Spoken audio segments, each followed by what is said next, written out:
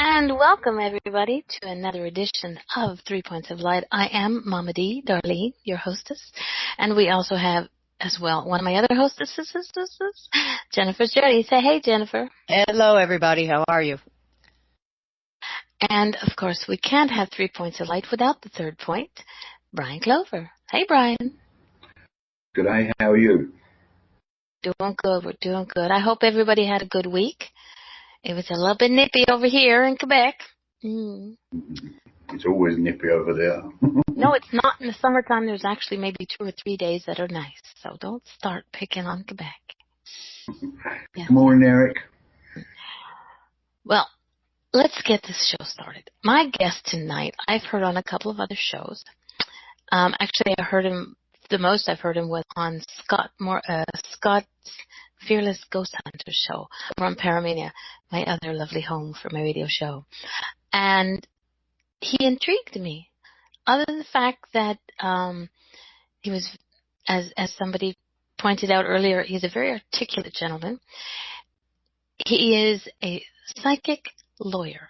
Now, which one sort of stands out in which field he's working? That'll be for us to figure it out, and hopefully we can get him to tell us which one is the most important. But, Mark, welcome. Thank you for coming. Oh, thank you, Mama. I appreciate you having me on the show. It's good to be here. Well, first off, before anybody gets started, I'm letting everybody know that Mark has been on tour for a few weeks and readings all over the place. So tonight is not actually a reading show. Tonight is a show where we're going to get to know Mark.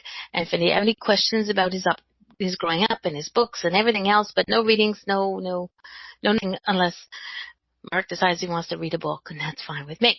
But he will come back at a later date, and it will be just a reading show, but we'll figure that out in the future.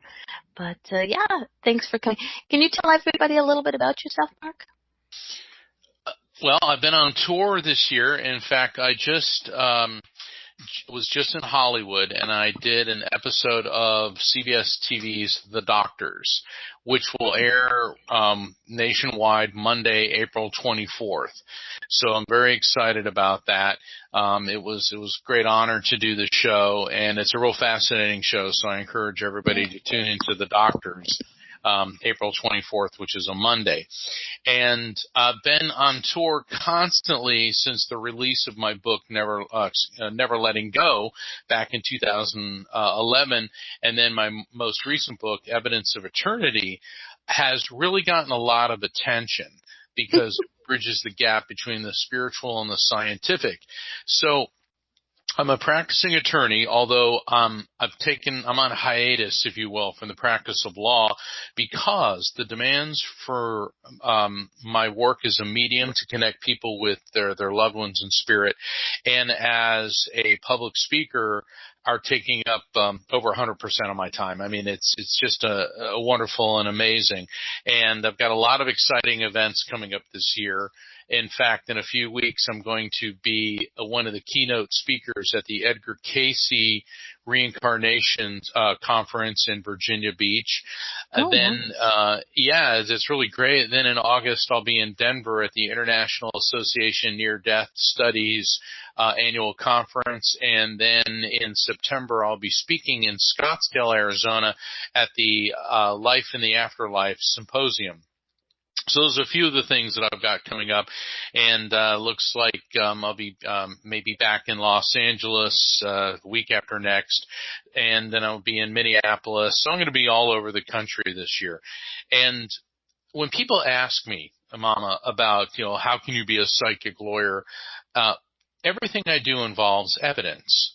And as a lawyer, you have to have evidence to prove your case. You just can't go into court and say, well, I think I should win because of this. You have to have the evidence, the facts, the law on your side. And as a medium, I also have to have evidence on my side.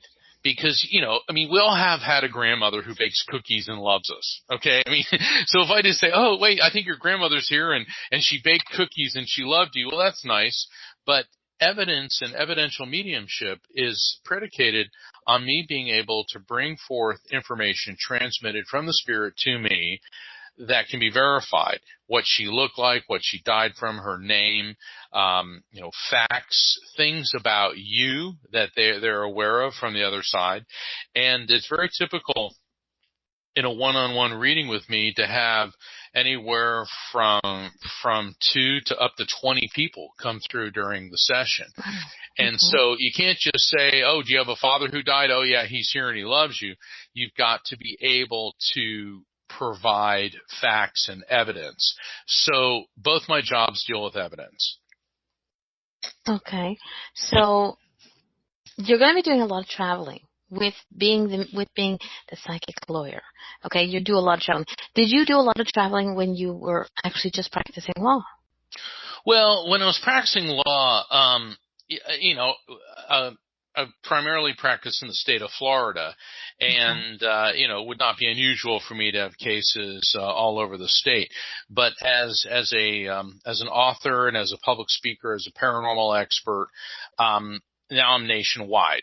I mean, last year did a 20-city tour, year before that 23-city tour, and so far this year I've already been to Houston, Naples, Florida, Fort Lauderdale, Hollywood, and then we're getting to probably at least another 6 or 7 cities just by by August. So, yes, I'm very, very busy. And I do a lot of traveling, and it's really great because I love meeting people all across the country. I like going places. It's the getting there part that can kind of wear you out. It's like the days of the luxury of flying on Pan Am. Those days are long gone. Okay. Eric in our chat room says, Erma's platinum member. For all your traveling. It's getting there. It's getting there. Thanks, Eric. No. Now, did you have? Okay, let's go back to your childhood. Let's bring you back to your childhood, darling. When you were a child, did you know that you connected to spirit?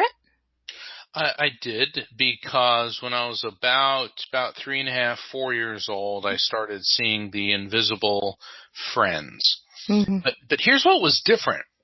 My parents could see them too. Because, awesome. Both of my parents were mediums, and this is an ability that runs in my family for generations. Yeah, so, I think it's 4 generations, if I'm correct. Yeah, and the reason I say 4 generations is because that's as far back as I can track it. I tracked it on both mom and my mother's and my father's sides of the family back to around 1890.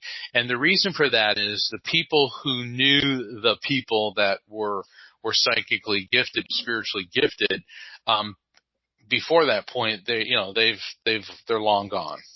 And in fact, my mother's side of the family is of Italian descent, and last year PBS did a special called The Italian Americans, and I was so surprised to see there was a segment about my great-grandmother Giovanna on my mother's side, and even there was a very strong reference to her psychic and mystical abilities. So, did you know about that before the show aired? Well, I knew that one of my cousins had been interviewed because she is very big on, and she wrote a book about the Italians immigrating to America, because everybody thinks stereotypes, all Irish are drunken, all Germans are disciplined, all Italians are the mafia, there's all these stereotypical things. Yes. And the fact of the matter is, the Italians came over, I think 2 million Italians. It was like 2 to 4 million Italians between 1900 and 1920 were coming over. And it wasn't because they wanted to be an organized crime. It's because of the conditions in Italy were so bad. In fact, the town my family originates from in Italy called Sheila, it was the epicenter of one of the worst natural disasters in modern European history. There was an eruption of Mount Etna in Sicily, and it triggered an earthquake, and a tsunami destroyed the village, killed hundreds of thousands of people in southern Italy. And what is amazing, Mama, is that my family, they were sword fishermen. That's what they did. They would go out in the ocean, and that morning, it's like my great-great-grandfather said, "Oh, the ocean's so perfect. We're going to make a lot of money today." The entire family, they got the women, the children, the whole family, they went out in their boats, and so they're in the ocean, and all of a sudden Etna explodes in the distance because they could see it from, because this is the closest point between Italy and Sicily, and they see this, and all of a sudden the ocean's churning all over the place, and they saw this tidal wave absolutely destroy the hometown. And so a lot of the family, their town was wiped out and they had nothing. So a lot of them emigrated to America, and others stayed behind to rebuild the town. And I still have family and cousins there. But anyway, we all have family stories. But it was interesting because I always wondered, was it just a good day to go fishing, or did somebody in the family say, I think it's going to be a good idea if we all go for a boat to ride? So. Well, it's like Fellini in the chat room says, they saved themselves. Yes, they did. Yes, they did. And now, whether I love they it. Scott says, were they disappointed when you became a lawyer? No, not at all, Scott. My family was very happy when I became an attorney because I was supposed to be a Catholic priest, and I was really interested in spirituality as a young man, but I thought there was too many rules, regulations, and so I ended up in law. No rules and regulations there, yeah, no rules and regulations in law. And, and I've tried several hundred jury trials. I mean, I'm not just, I've not just been a fill in the blank, sit behind a desk, crank it out of the word processor attorney. I was a prosecutor. I was a criminal defense lawyer. I was a personal injury litigator. My specialization was in civil law, was head injury litigation, which got me into studying the human brain, which ties into my work as a medium, understanding the physiological basis and the scientific basis for spirit communication. So.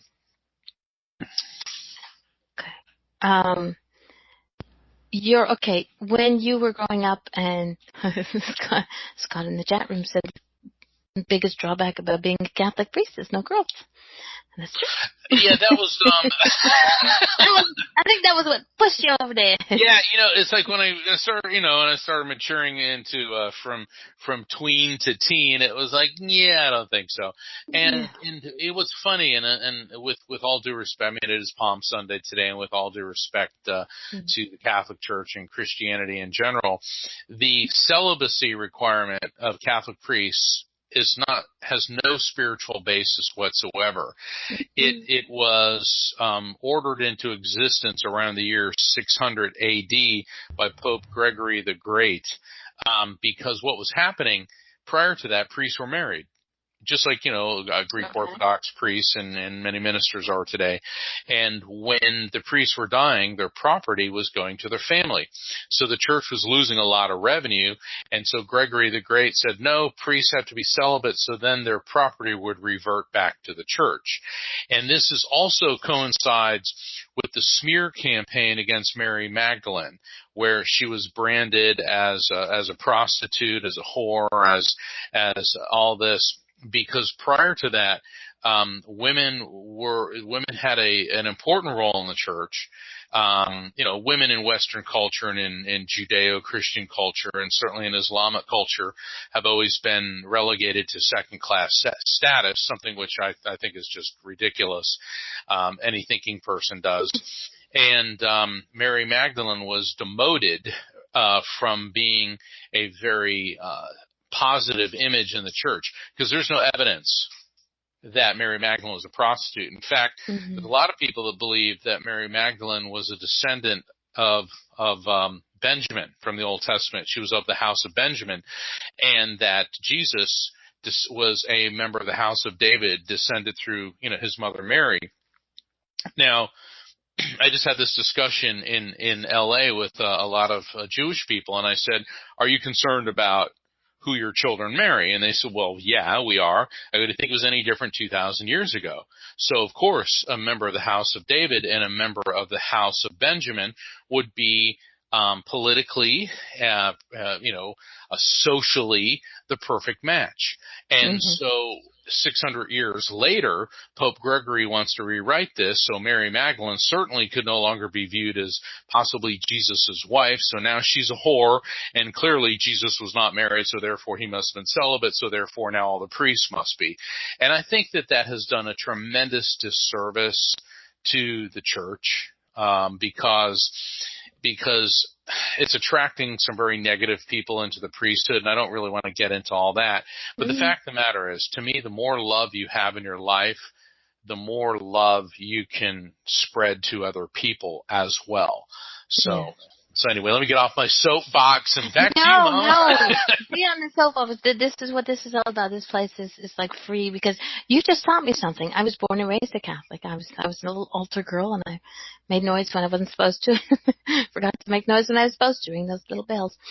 I never knew and I still couldn't understand until you explained to me why priests had to be celibate when in every other religion they didn't have to be. So they don't.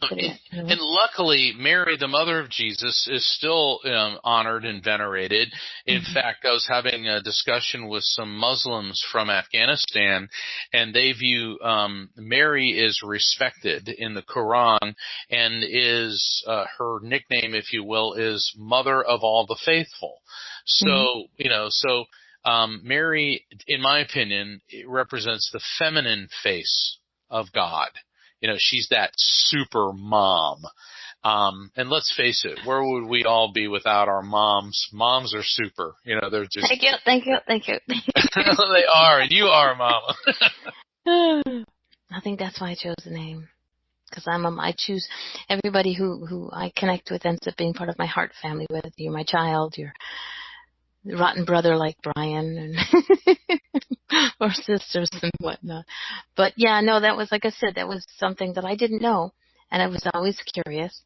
Yeah, whether you want to be or not, you always become part of my family. Are you ready for that one, Mark? It's like, sure. I have a child in my family. His name is Mark Anthony. And you know what was funny? Everybody kept saying, who's your gift? This guy goes, Mark Anthony. And somebody goes, Cleopatra's boyfriend? I went, no, and neither is Jennifer Lopez's. Though he may want to be, I don't know. It's so funny because, it's not like I've never heard that one before.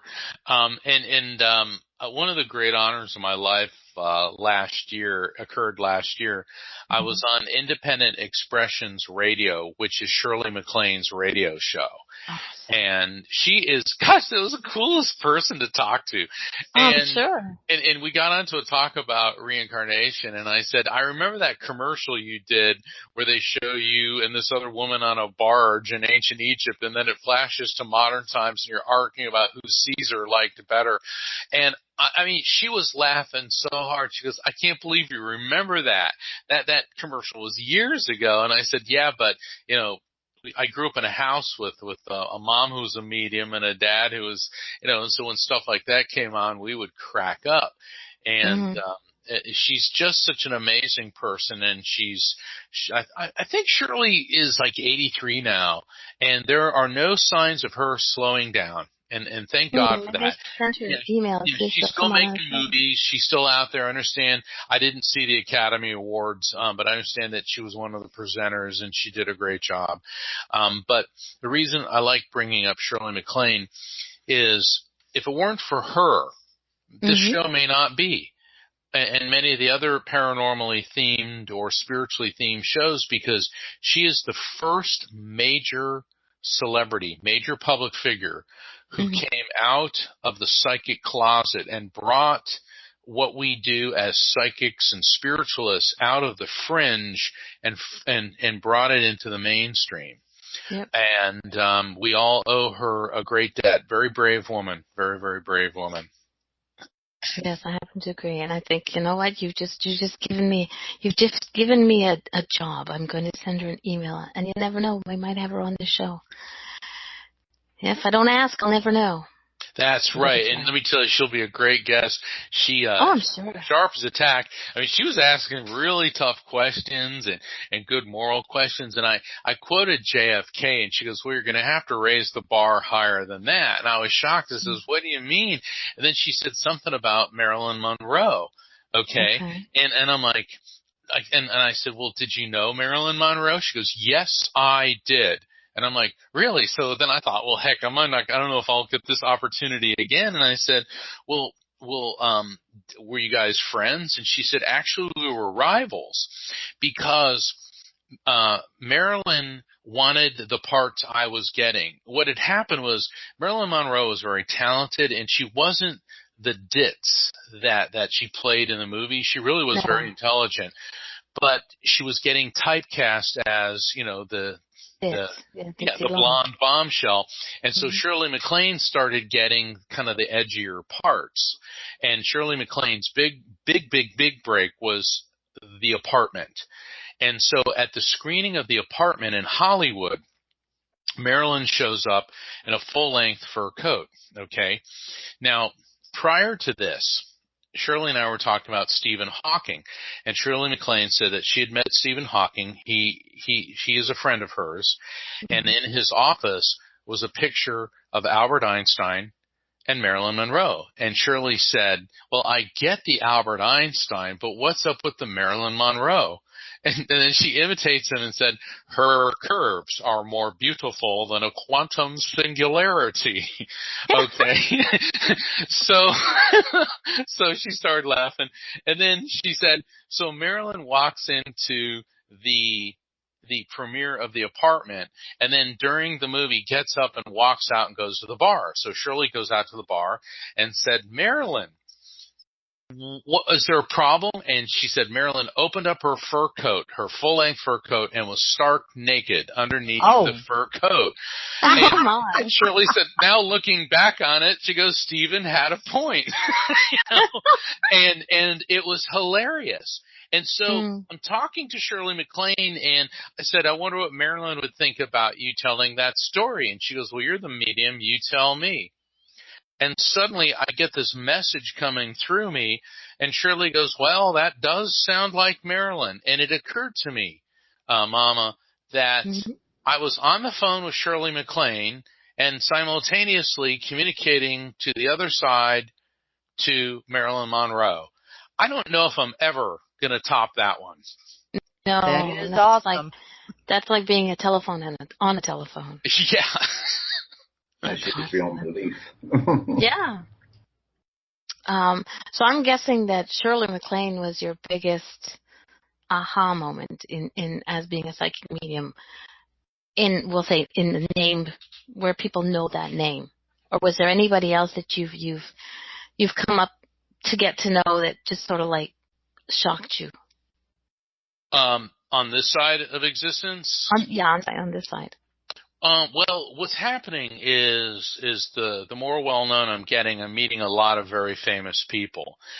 Just when I was in LA last week, and I don't want to name drop and all that, but I met people. Drop away. Well, no, because we have some, projects and such in the works that they don't want me to talk about. But I do meet quite a lot of famous people. I meet politicians, I meet movie stars, I meet famous writers, and, it's a great honor. I mean, I look at this as this is a privilege, this is an honor, and one of the great honors that I had, there was a radio host, on WURD, The Word, and it's an African-American show in Philadelphia, and they were awesome, and they invited me to do a show, and the host of the show, her name was Fatima, absolutely beautiful, dynamic host, and we did a really, really, really good show, and she asked for a reading afterwards. And so afterwards I'm doing a reading, and this older gentleman came through, and I started describing him and how he passed. And she said, oh, that's my grandfather. Okay. And then I said, this is going to sound really, really weird, but there's a guy standing next to him. And I said, I swear it looks like Gandhi. I mean, like Mohandas Gandhi, the Mahatma. And, that's like saying, hey, Jesus just stepped into the reading. And she said, well, that's not really very strange at all, Mark, since my grandfather lived in India in the 1930s. Gandhi was his friend. He studied nonviolence under him. And my grandfather was an advisor to Martin Luther King Jr. and part of the nonviolent civil rights movement of the 1960s. And I'm sitting there, and all of a sudden the full realization hit me that I was actually communicating with Gandhi. And another awesome one. It was awesome, but here's the thing. Sometimes you feel that you've overstayed your welcome, because after the reading, we hung out for about an hour and talked, and I remember hugging her, and she said, I have to have you back on, and my manager, Rocky, she travels with me, and, we're thinking, well, maybe we stayed too long. And then I got a call 3 weeks later from the manager of the station, who was in tears, and said that Fatima collapsed and died. And she was only like 50 years old, and she had a cold, and apparently it went from bad, obviously, to worse, and she went into cardiac failure. And I was devastated. I mean, I only met her once, but it was one of the most memorable readings. All the readings are memorable, but Gandhi, it's the only time Gandhi's ever popped in, because she actually had a grandfather who had a direct connection. And I remember just crying my eyes out. And then, after I released my emotions, it dawned on me that what wonderful people she had greeting her as she transitioned into the light. Yeah, what a welcoming committee. Wow. Ooh, okay, that was a biggie. Sort of sent that one over the edge. Now I'm guessing that now you've answered my other question, was who is the biggest ta-da on the other side? So I would say that would have to be Gandhi. Well, yeah, it would have to be Gandhi, but come on, give it up. War stories. I was doing a reading for this lady. All right, we've all seen Gilligan's Island, right? Okay, yeah. Okay. Well, the lady that I was reading for, remember Lovey, Thurston Howell's wife, Lovey? Mm-hmm. Yeah. Okay. She reminded me of Lovey. I mean, she's like, oh, darling, this is fabulous. She's kind of like talk like that, It's just really, really nice. And so I'm doing this reading for her, and her father comes through, and he was real dashing and debonair. He had his hair slicked back. I mean, the spirit was projecting to me. He looked very much like, kind of like a Cary Grant, Clark Gable type, and he's wearing a tuxedo. And she said, oh, that sounds like father. He was so dashing. He loved to wear, tuxedos. And then I realized who he was, because, I got his name, and I promised the family I wouldn't say. Okay. Mm-hmm. So he's a famous billionaire. And then I go, I could swear he is standing next to a young version of Ronald Reagan. And she goes, oh, yes, father and Ronnie used to play golf all the time at the resort that we owned in California. I'm like, your father knew Ronald Reagan? And then these other two people came in, and I go, okay, this is really getting weird. She goes, do tell. And I said, well, I saw that movie, The King's Speech, and I could swear that this is King Edward VIII and Wallace Simpson. And she goes, oh, them. I go, what do you mean, oh, them? She goes, they used to crash our parties all the time. She was a shameless social climber, and he, because he was a king, felt everyone should pick up the tab. And I'm like, oh my God, I'm talking to your dad, this billionaire, Ronald Reagan, King Edward VIII, and the woman he gave up the British Empire for, Wallace Simpson. She goes, well, father knew them all. Why wouldn't they be? Oh my God. And so that reading, I wrote about in my last book, Evidence of Eternity. And, it's amazing. So, and I could go on and tell, stories. I did a reading, for a couple people out in Hollywood, and they're part of like Hollywood dynasties. And it's like Groucho Marx came through, and Lucille Ball, and Jack Benny, and George Gershwin, and Fred Astaire. And it's just so amazing, because I'm describing these people, and then I realize who they are. And it all comes down to this. Because like when Michael Jackson died, people were calling me up, well, what did he say? It's like, I don't know. Unless Jermaine or LaToya calls me for a reading, I don't have a direct connection. And what it was with all of these folks, they did have a direct connection.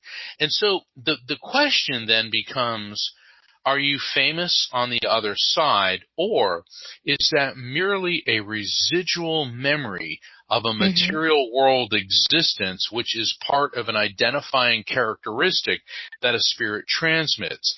And I tend to think that's it, because on the other side, having been rich and famous in this world certainly doesn't mean squat over there. It doesn't mean anything over there. Mm-hmm. It's merely a personality trait. And when I do a reading for somebody, it doesn't matter if your loved ones, washed floors for a living. They are your loved ones, and they are every bit as important to you. And their love and their messages of love, healing, and in some cases resolution are just as important and as any other spirit. And so, yeah, it's neat to have the flashy readings, mm-hmm. but that's not what this is about. That's a neat thing, and it's a great thing when it happens. But I'll tell you, when I'm able to make a connection for somebody and the tears of healing come to their eyes, or the resolution from the other side, or somebody having their faith validated because they're afraid that their loved one disintegrated into nothingness, mm-hmm. I'll tell you, it's like I thank God every day for having the ability to help people do that. And not everybody, agrees with what I do or wants to believe it. And that's their right. And if they feel that spirit communication isn't for them, then don't do it. But they certainly have no place criticizing those of us who do this and those people who reach out to legitimate mediums for that connection. Okay, there's a question in the chat. There's a couple of them. Yeah, there's a couple of them. Okay. Yeah. Corinne first. Go ahead, and it Corinne. says, I wonder how has the material world of Mark changed with the inception of the spiritual gifts? How has the material world of Mark changed with the? I'm not sure. I think what has happened for me is that I appreciate life more, and that I've come to realize that every day that we're alive is a gift, although there are many days it doesn't feel that way. I don't fear death. That doesn't mean I'm in any rush to get to the other side. I know it's an inevitability, but I know that it's just going through a doorway to an elevated level of consciousness. So I think what it has done is shown me that we just have to be very appreciative of every minute that we have the loved ones in our life. It's like we'll see them again on the other side, but while we're here, every day that we're alive is a privilege, even though some days don't feel that way. Okay. And Marie is asking, she says, I wonder if victims of clients he has defended have come in with any messages to the defendant, whether good or bad. Well, the episode of the doctors that I did, and I don't want to give it away, but there's a murder mystery, a cold case. And what was really fascinating about the doctor show is I knew nothing about the people or the case, or even that I was going to be doing a reading until the day of. And so I just showed up at a studio and they filmed it. And there certainly was a lot of information from the victim. In my first book, Never Letting Go, I wrote in detail about a woman that I did a reading for whose 11-year-old boy was raped and murdered by a serial killer. And that had to be one of the most gripping and difficult readings, because the killer came through as well. He had been executed, which I didn't realize. And it was amazing, the dichotomy between the two. And there was no animosity between her son's spirit and the killer, which a lot of people find that very hard to believe and to accept, myself being one of them. And it was just so gripping. So there are many instances where people who have been murdered do come through. In fact, I was giving a reading to a group of people in Florida, And all of a sudden I said, there's a spirit of a little girl, and I feel that when she died, her body was in water, and I feel a deterioration. I feel this mesh over her face. I start describing her, and this guy stands up. He goes, "Oh, dear God, that's for me." And I look at him. He goes, "I found Kaylee Anthony's body." And remember the Casey Anthony murder trial with the sociopathic mother and what it was, this guy was a truck driver, and he stopped, and he was driving on his route, and he stopped along the road, this wooded area, and to relieve himself. Okay, and can we say take a leak on the radio? So he had to take a leak. No, you can't say take a leak, but you can say how to pee. Okay, but he was smelling this horrible odor, and he went over, and he was like, "Oh my God!" And he finds these skeletal remains of a young child, and so he called the police, and he was arrested because he was, they figured he did it, but of course they discovered that he did not. Yeah. And it was a very, very poignant reading, and basically the spirit of Kaylee Anthony came through to thank him for finding her remains. And also she said to him, "You are braver than my daddy ever was." And I'm not exactly sure what she meant by that, but it seemed to register with him in a very big way. And I didn't want to be so indelicate as to ask, because a lot of times in these sessions, extremely emotional and very, very deep and personal things come through. And my job is to convey the information as accurately as possible, not to judge and not to interject my feelings, which sometimes is very difficult. Yes, it would be.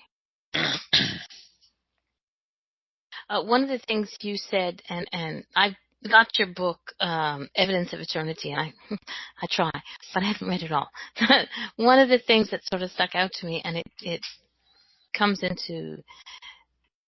works with the story you just told of the young boy that was murdered. How it was okay, they were okay on the other side, and it was the one where the father murdered his two children. Oh my gosh, yes. Okay. And I was like, when I read that, I was sort of, the mom in me was sort of freaking out. And then the explanation that you gave, how when on the other side, the children chose to see their father when they chose to. It was okay, but it was the father who was putting himself in, for lack of a better word, purgatory, until he could sit with himself for what he did, because he couldn't, Yeah, that was a very intense reading, and it was explaining that chapter explains about the levels on the other side. Yeah. Because I remember I'm trying to see how to explain this.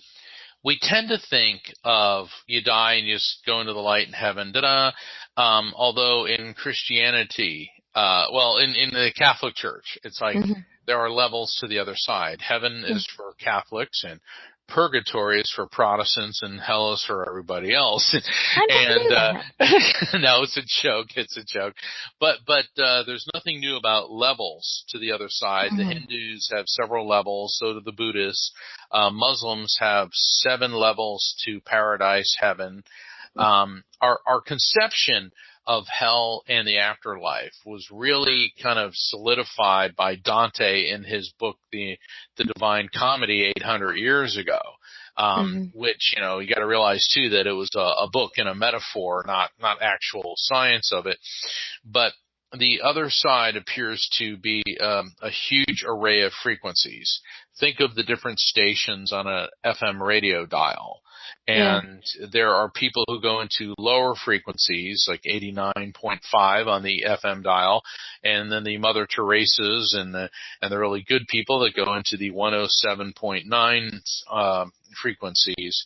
And so there isn't a hell per se, but there are frequencies that appear to be more removed from what you and I would call the light the peace, the serenity, the spiritual energy of God. And the thing about the lower frequencies is they're also not a static or stagnant or permanent condition. And spirits seem to evolve and move through those frequencies. And it appears to be an evolving and ongoing process. And so this is our ability or our material world attempt to understand something which is infinite. But spirits have told me time and time again that it's not just one static state on the other side, and secondly, that reincarnation is a reality. And this is not just from the spirits that I've conducted readings for, but also from the survival of consciousness and near-death experience studies, which have been conducted all over the world. So it's really a very fascinating topic of study. I don't know if we're ever going to be able to get a handle on it entirely, and maybe we're not supposed to, not because there's any prohibition against it. It's just that our brain is designed to process things of a limited nature, and it appears that we come into this physical existence to have experiences that you cannot have on the other side in an infinite state. Yeah. I think if anybody, for me, the idea of, I didn't understand it all before. I'm just sort of kind of new to the paramania and paranormal, spiritual, mediumship life. To me, that makes sense. Where that you have, there's not just one layer, because everybody is different. So everybody heals differently. So when a person crosses over, they for whatever reason, physical ailments and mental and spiritual, they'll heal in different stages. So why not there be their different stages to heaven? And just for the personal information, you know how that in hell is considered to be fires, flames, and for me, hell is snow. I do not like snow. Scott in the chat room says, here in the UK, we are seeing more and more paranormal type programs. Some of them are about mediums who work with law enforcement, etc. 2 questions, please. Have you ever been approached, and would you work with law enforcement? And 2, as a lawyer, would you be willing to allow any leads / evidence uncovered following the medium's help? Scott, yes, I have been approached a number of times, and I have worked with a forensics group, and so there's nothing new about psychics working with the police. In fact, during the Jack the Ripper investigation back in the late 19th century, the police actually did consult psychics. So, and people of power, rulers and royals, this is one of the lectures I give, rulers, royals, psychics, and spirits. I mean, since ancient Egypt, people of power have been consulting with psychics and mediums, and my research has indicated that at least 16 U.S. presidents have had psychic advisors on both sides of the aisle, so it's not a Democrat or a Republican preference. But the second part, would I be willing to allow any leads, evidence uncovered following the medium's help? As a lawyer, yeah. As a lawyer. Well, here's the thing about psychic intuition and spiritual impressions transmitted from the other side. It's hearsay. And hearsay is an out-of-court statement offered to prove the truth of the matter asserted. And unless that statement can be cross-examined or substantiated in some way, then it is not admissible in court. So how can that help police? Well, behind the scenes, what mediums and psychics can do is give the police clues and put them on the trail of evidence that will then lead to discovering facts and discovering evidence which is admissible in trial, which can hopefully lead to an arrest and a conviction. So while I can't take the witness stand and say, oh, this spirit came through and yada, yada, yada, but I can talk to police and say, look, here's what the description of the guy is, what I'm getting. This is what they're telling me. This is the location that may have happened. So there oftentimes the intuition can lead to in other words, it can turn the trail from being cold to warm to hot. Yeah. That was a good question, Scott. Thank you. That was a good question. Yeah, thanks. I'm sorry. I have a question from that question. Would you, or has it ever happened that you have heard of, or do you think it's an option, that somebody, like there are many mediums and spiritual workers who channel. Now that a person who is channeling, could you channel during a court proceedings, would somebody be able to get up on the stand and say, I'm channeling? No. Once again, that's hearsay. That would get laughed out of court.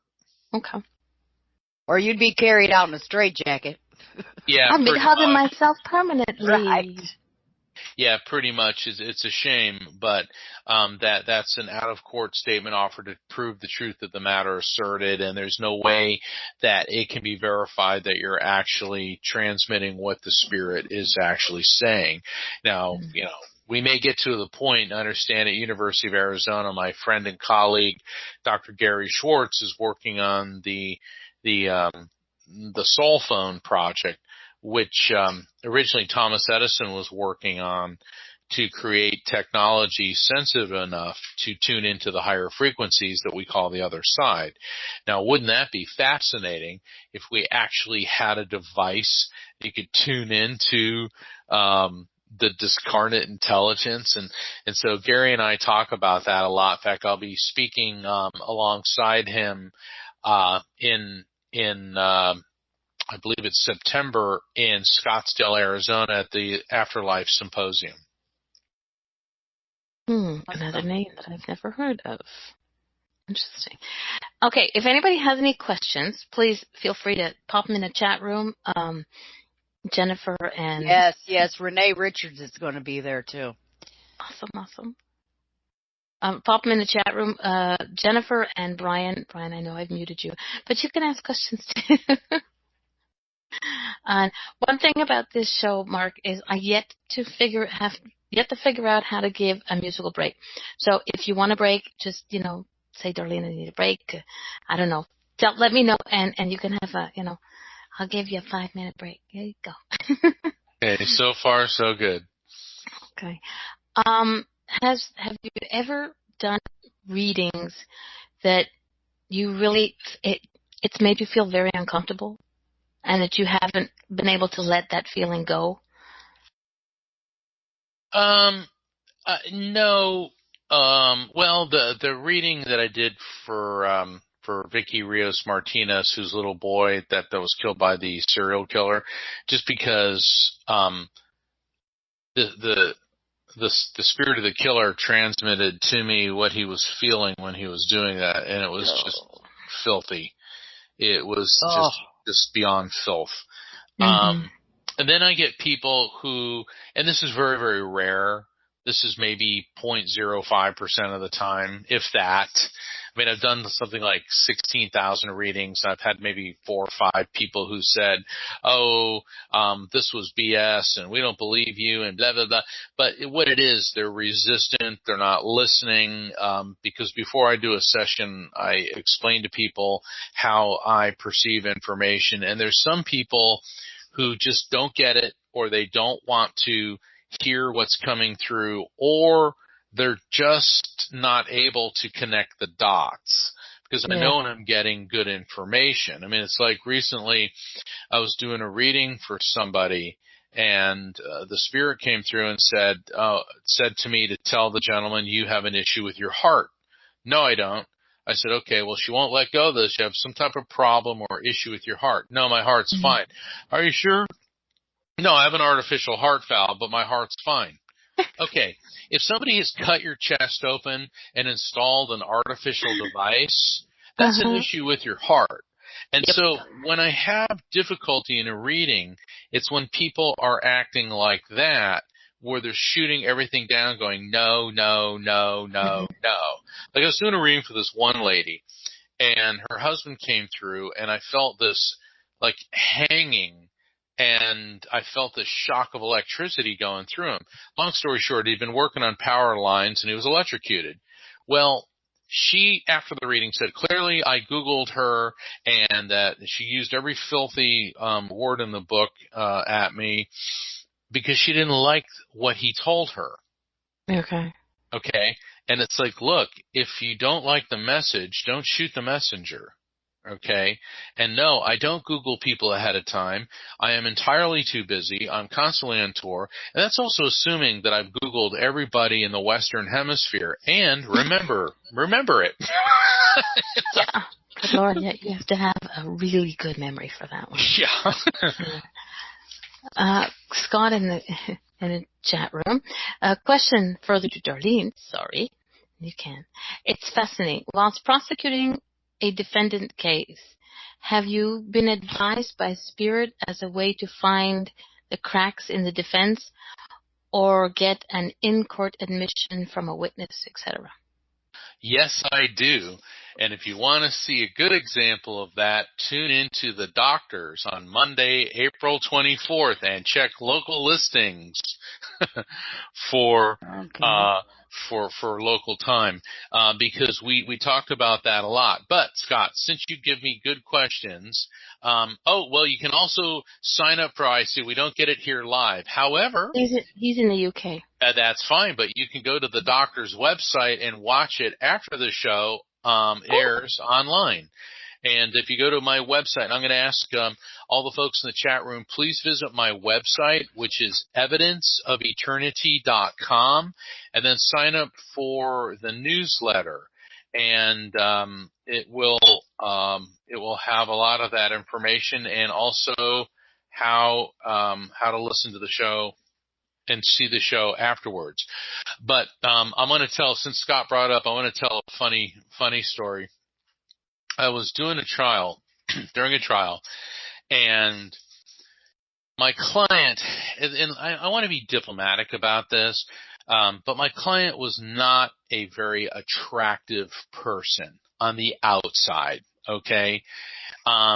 In fact, I heard somebody say he looked like a garden gnome. Okay, he was he had a beard and he had a bunch of missing teeth and he was grumbly and he wheezed when he breathed. It was like that. I mean, he was a nice guy, but he just didn't make the best appearance. And the jury was all women. Okay. We had 6 women on the jury, and it was a drunk driving case. And the police officer, the arresting officer, looked like Tom Cruise from what was that? The airplane movie, Top Gun. I mean, this guy could not have been better looking. He had the movie star good looks, the crisp uniform, the shiny badge, the pearly white teeth, the blue eyes. And it's like, oh, great. Tom Cruise is sitting there telling the jury how my client, the garden gnome, was drunk and was failing all the field sobriety tests. The problem is my client was a physical wreck. He had all types of problems. And we got into this thing about his bloodshot eyes. And I said, well, officer, a lot of people can have bloodshot eyes from being exposed to smoke. He said, that is true, but I did not find any indication of that. I said, well, what about pool chlorine? There was no indication that your client had been swimming. And all of a sudden I got one of my psychic impressions. I said, what about when someone's crying? And he said, well, I've never seen anyone have red eyes from crying. And then I said, are you married? And he turned and looked at me and his face contorted. He goes, well, I never made her cry, like that. And suddenly all the women on the jury went from looking at Tom Cruise, Tom Cruise turned into Count Dracula real quick. And they looked at him like, you, and I knew right then and there, don't ask another question. Go, thank you. And I went and sat down. Okay. The jury went out. They were back. And I kid you not, in 5 minutes with a not guilty, because that guy, my intuition told me, ask him if he ever made a woman cry, and it just nailed him to the wall. And I remember forgetting my client go, thanks, dude. So I said, Oh gosh, that was good. Yeah, it is a pity that our looks make a difference. Well, they do. Unfortunately, They do, and it's sad. They do because let me tell you that I've represented a lot of people and dealt with a lot of people that are physically attractive, and they are as evil a human being as you're ever going to cross. Okay. But the thing is, people tend to judge you on your appearance. And we could sit here all day and say that's not right and that's not good. But the fact of the matter is, it's a reality. yep. And it's a sad reality because it really is true. It's like, it's not how shiny the car is. It's what's under the hood that really makes the difference. Very true. Preaching to the choir here. But yeah, that makes a lot of difference. People judge people on how they look physically, how they dress, how they speak. So yeah, it's not where people should be, and eventually we'll get there. It's why so many people get off in court cases, because they're smart suit and shiny teeth and the correct school tie. Well, yeah, I was on this one show, and good friend of mine, his name is Koji, and he's I can't say enough good things about Koji. He has an organization, Hands Off Our Children, and it's all about, protecting children who are battered and abused. And it was, he's African American, and I was the only, let's say, European American on the show. They're like five people, and we were talking about Trayvon Martin. Yeah, we were talking about Trayvon Martin, who was the young black guy that got into a fight with that George Zimmerman guy who shot him.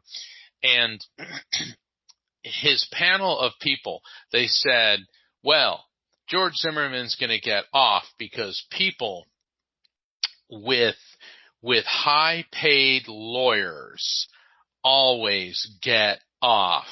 And I couldn't help myself. I said, do you mean like Kobe Bryant, Michael Jackson, and O.J. Simpson? Yeah, I'll agree to that. When you got a lot of money and you can afford the best lawyers, your chances are you're going to get off. And in that case, what did Michael Jackson, O.J. Simpson, and Kobe Bryant all have in common, aside from the fact they're African American? That's the secondary issue.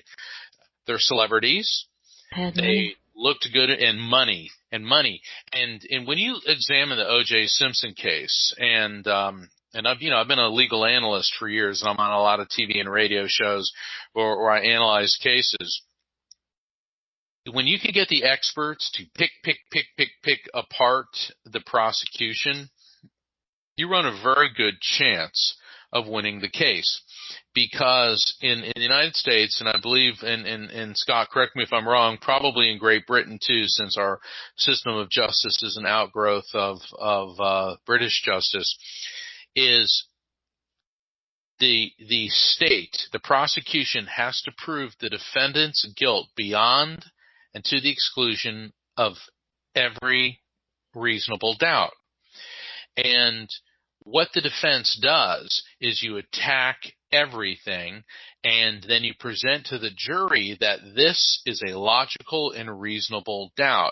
And in O.J. Simpson, there was a whole bunch of things that the police screwed up on. And then, of course, you had Mark Furman, the famous racist, and who said to F. Lee Bailey during cross-examination, I never used the N-word, when they had a bunch of people who said the N-word.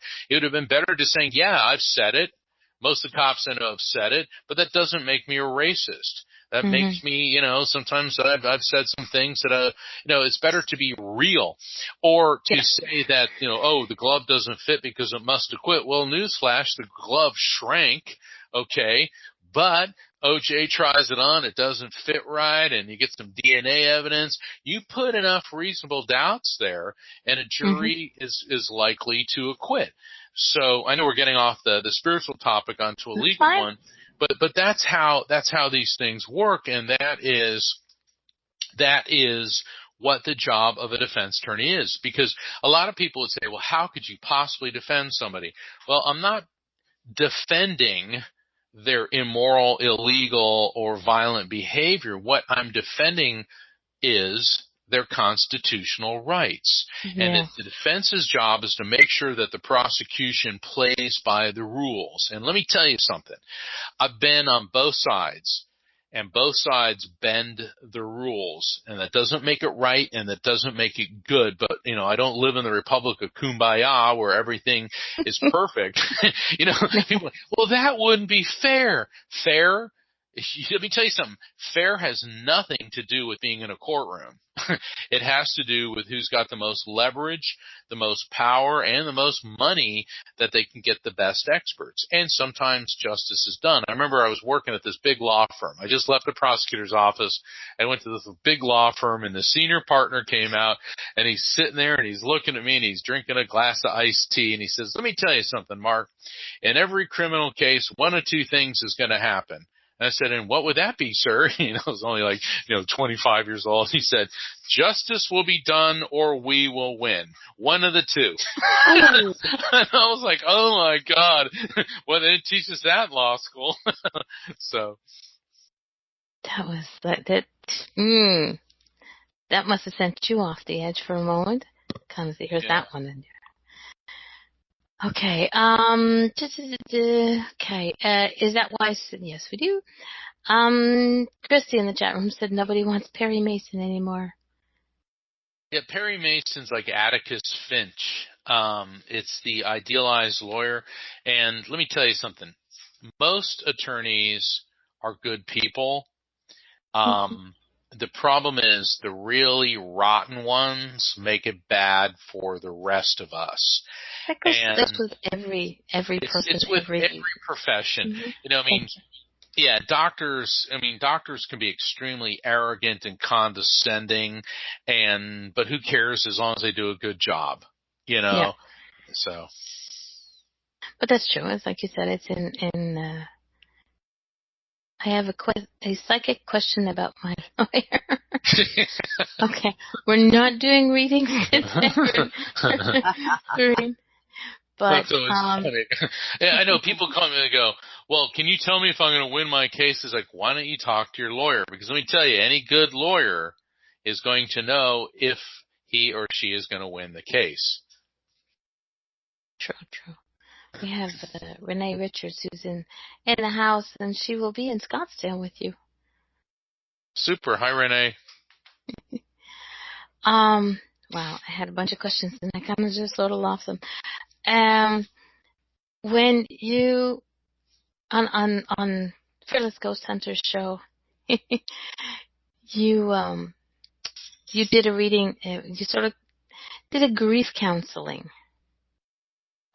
For a reading that you did for a really sweet man, Max. How much of your readings, how many of your readings do you feel that people come to you because they need closure and they get it? I would say a lot of I would say a lot of people come to me or to any legitimate medium like Renee for closure. Because one of the worst things is leaving with resolved issues or not getting a chance to say goodbye. I was doing a reading for a gentleman yesterday, and his best friend came through, and this guy just sobbed and cried his eyes out because he said, I couldn't, and before he said I couldn't make it there, the spirit said, I didn't want you there. And the client was like, what do you mean you didn't want me there? Well, as it turned out, this guy was dying of cancer. He was emaciated. He looked he looked horrible. And these guys were from childhood friends, and they were real sportsmen. And the spirit said, I didn't want you seeing me looking like a skeleton. And he said, I'm glad you weren't there. And because every time the guy would call and say, I want to come visit you, he said, well, wait till I get home from the hospital. I'll catch you when I get home. He kept putting him off. And then it came through in the reading that he didn't want him there. And this was very, very healing for this gentleman to hear because he felt that he let his best friend down and that he should have been there. Mm-hmm. No, I know that feeling very well. a few questions I have written down. Somebody helped me with too. Your book. Okay, as you'll notice, I kind of bounce all over the place, and if people don't get it, well, they'll go back and listen to it in the archives. Your book, Evidence of Eternity, that's your second book? Yes. Okay, so my first book, Never Letting Go, is a guide on the journey through grief, and it's recommended by hospices and grief counselors worldwide. So when you're in that fog and you're dealing with the shock and you're grasping for hope, that's what Never Letting Go is for. And it is very, very healing. It's still on the bestseller list, 4 years running, so I'm very honored. To get that one. And yeah, I think it's in like 5 languages now. Llewellyn Publishing, if you're listening, Spanish, how many times do I have to ask you Spanish?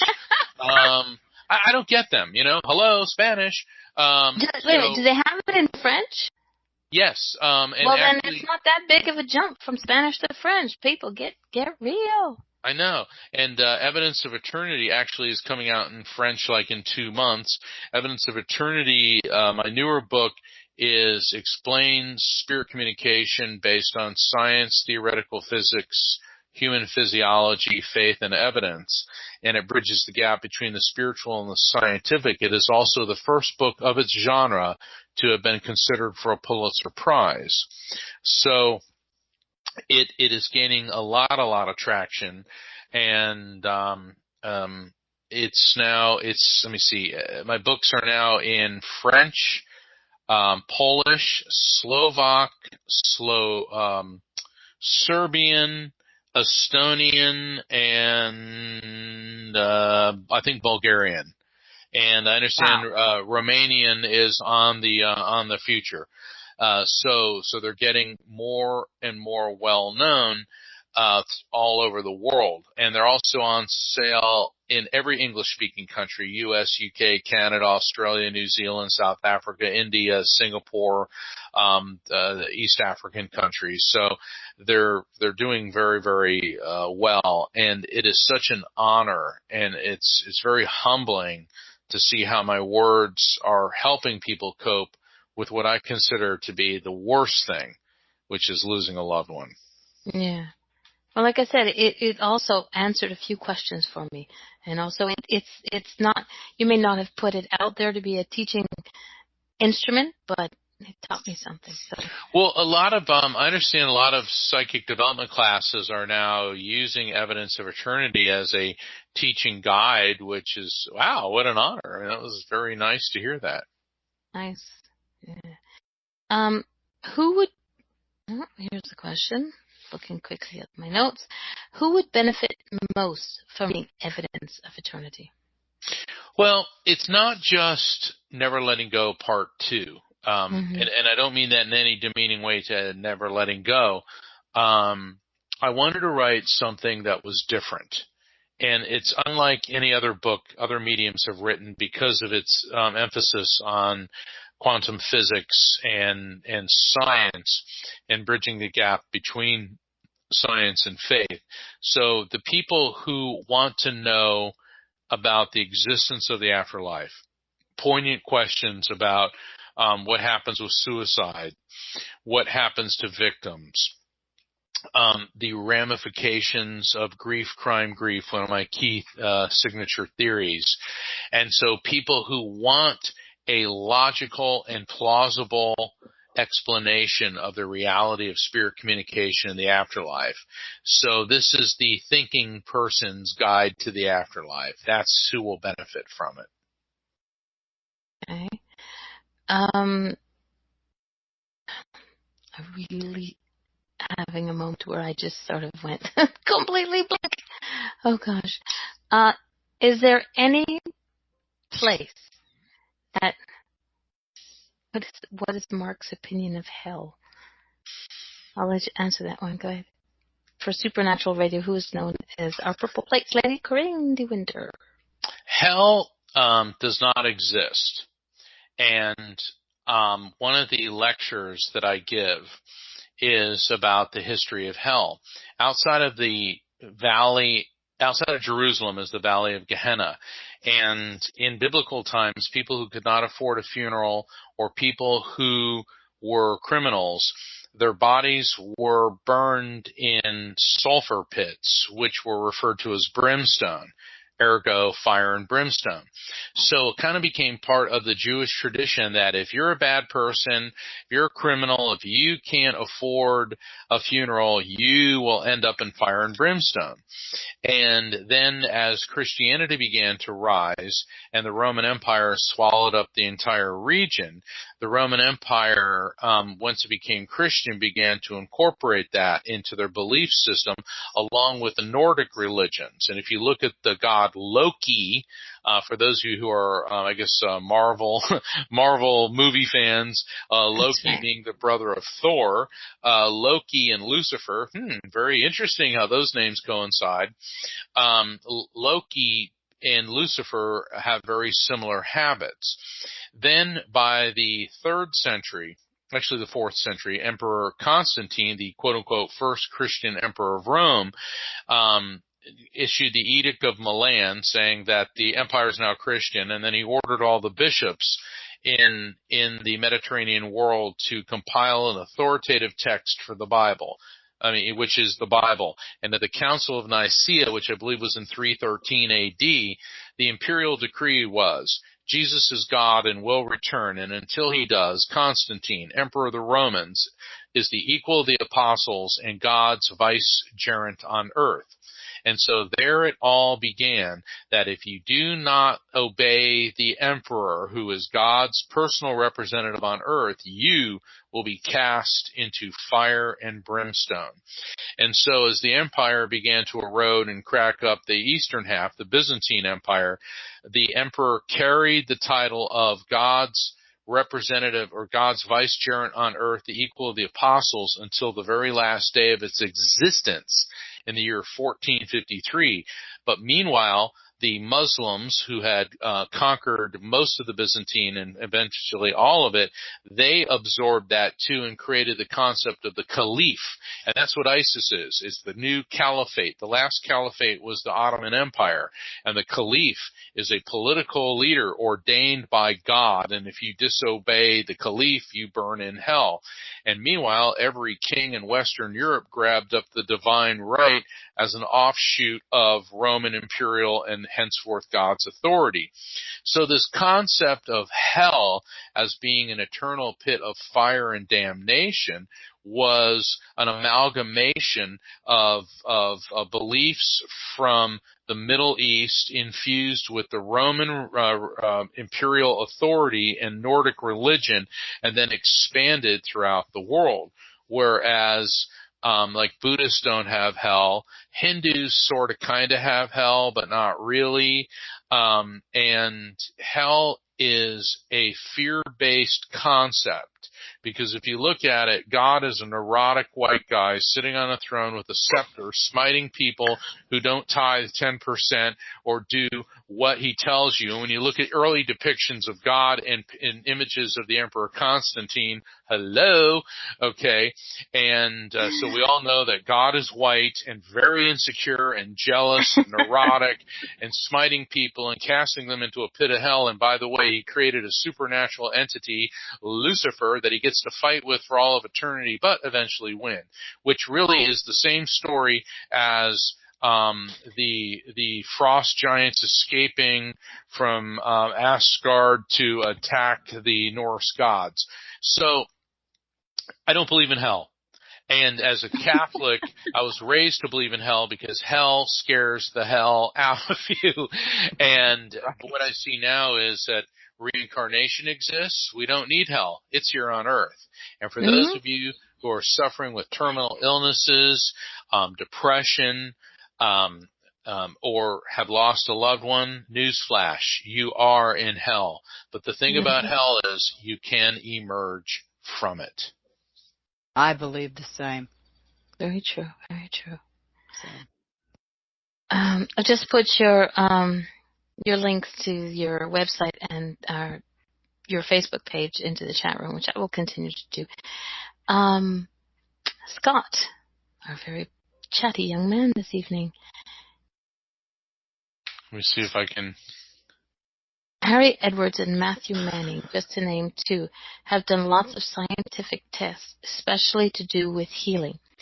Many more mediums and parafolk have also played with scientists. How many long-held alternative beliefs are now being seriously looked at by scientists, and some of the findings are supporting the beliefs of these pagans and others. How close do you think we are to actually merging if we can separate money from research, separate the money from the research results? Do you think it will be in our lifetime?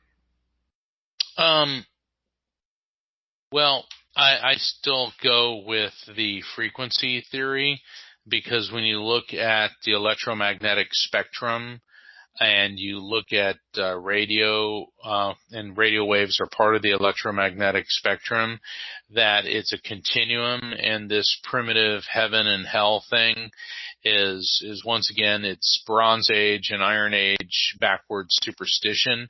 I don't necessarily subscribe to the pagan beliefs, because that's another whole mythological view of the world. I think what we have is that energy is neither created nor destroyed, only transferred from one form to another, and that as many quantum physicists are saying throughout the world, that the quantum field, the electromagnetic field in our brain, which you and I would call a soul, exists and continues to exist after the physical expiration of the body. So I'm not really too concerned about hell, but I am concerned about reincarnation. So my advice to everyone is be nice. Yes, exactly.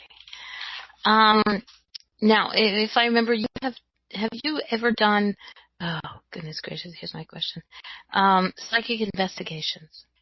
Oh, yes. What, in the legal sense or in the paranormal sense? In the paranormal sense. Oh, I've done both. And to all the listeners, if you've never been on a ghost hunt, do it. It's fun. It's fun. But I recommend, go to one of the paracons or one of the paranormal where you have people that do this, a lot, so that you'll get the best benefit out of it, because it really is fascinating with EVP and other types of devices. If you can start picking up words coming through from spirits, it's fascinating.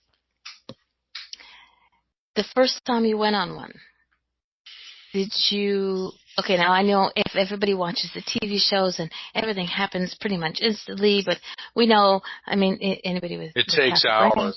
It you takes realize, hours. It can take... TV shows are edited down into, 30 minutes, or actually a hour show is only 49 minutes, because you got to leave time for commercials. And a half-hour show is only something like 20 minutes. But there's a lot of time of sitting there hearing, on a machine, and then something lights up and everyone starts going, ooh, and then you'll actually get some activity. Or sometimes you don't. But it's just a lot of fun. I just recommend people doing it. The first time you did it, did you get to see any activity? Did you actually get to feel spirit? Because it's interesting as a medium.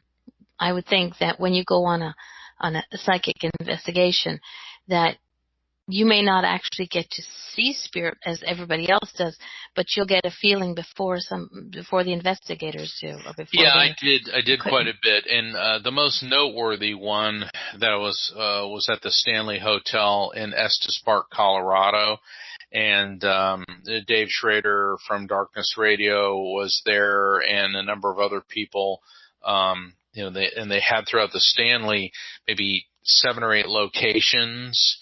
And it was fascinating, the things that were coming through. I've always been curious to go on one, but I have a feeling I'd be one of those people who, as I keep saying, standing in the middle of the room screaming. If anybody comes, I can do the end shows, like the evaluation of the listening and the watching and paying attention, but to be in there, got a little bit, Diet Purple, get real. I just thought I'd put that in, because I'm looking over there and everyone's talking about hair. It's like, Okay. No, I Well, actually have what was happening though is a lot of the ghost hunters, and there was a bunch of the guys from TV there. They want everything to be scary and demonic. And I was sitting there listening to this one thing, and all of a sudden the ghost hunter goes, "It's a demon!" And there's 6 or 7 people in the room all screaming. It's like, well, my manager Rocky and I, we both heard Steven. I didn't hear demon. I heard Steven. And so the problem is, if you're going to go on an investigation, it has to be with legitimate people who aren't looking for devils and demons every 5 inches. So it has to be objective. And also, what I found is that there was a lot of non-human spiritual intelligence at the Stanley, and I don't mean demonic things, I mean like elementals. And when the conference was over, the Stanley has its own paranormal team on staff, and they said they were happy that I was there, because they said all these ghost hunters come in and want to turn this place into a portal to hell, when actually we've been studying this for years, and your impressions align with our research, that there are a lot of spirits here, but they're not necessarily negative or evil. Scott is saying, don't a lot of these investigations with Zach and his muscles, etc., cause the resident spooks to get all fired up and annoyed? I know that if I was a resident spook, I would be mighty PO'd off with hordes of investigators calling me out and tramping through my home. Well, Scott, I got to tell you. All right, there's the Stanley, and then below the Stanley, there's this tunnel. Okay, it's a cave. And one of the investigations, we went down there, and there's about a dozen people. And the ghost hunter, he was a real nice guy that was down there, and he had all the stuff set up. And so everyone's crowding around. All of a sudden, everything starts going haywire. And it's so funny because Rocky, like I said, she travels with me, and she said everyone's looking at this, and she said every horror movie I've ever seen is everyone's looking one way in the tunnel, and the monster comes up behind them. So she goes, so I figured I'd turn around, and she turned around, and she goes, "Oh my God!" And we all turn around, and there's this green light, this silvery green light forming at the end of the cave. Now, there was a guy that was part of the group that worked at Disney, and he was in their special effects team, and he was looking around. He's going, this isn't being projected. Okay. And then along the wall, it started becoming like a giant ribbon, almost like an eel of this shimmering, undulating green light. And everyone going, "It's expanding." So I thought, well, I'll check it out. And so I decided I'm going to walk into it, And as I'm walking towards it, all of a sudden my Catholic paranoia starts coming, like, maybe you shouldn't be doing this, And then all of a sudden I felt my mother's spirit with me. She goes, "Oh, don't worry about it. This is going to be fun." I'm like, "Thanks, Mom." So I walk into it. And I got the feeling, it was the same when I was in England, and I was at an investigation where there was a quote-unquote fairy in this one garden. Now, you can call them fairies or sprites, pixies, or in the Japanese Shinto religion, kami, K-A-M-I. These are non-human spiritual entities, and they've been detected all over the world, and that's exactly what this was, and it felt female. And then it went from this snake-like, eel-like dispersal pattern into almost like a lava lamp, and it started becoming more upright, and then it engulfed the paranormal investigator. He goes, "It's engulfing me." I go, "Relax. She's studying you." And he said, "Studying me? Why would she be studying me?" She goes, "That's funny. She wants to know why you're studying her." And what it is, Scott, and for everybody else, yeah, the spiritual entities there, they're like, why are these humans so interested in me? And they weren't necessarily angry, but it was kind of like, hey, back off. And then the entity began to pixelate, and then it faded from view. It was really fascinating.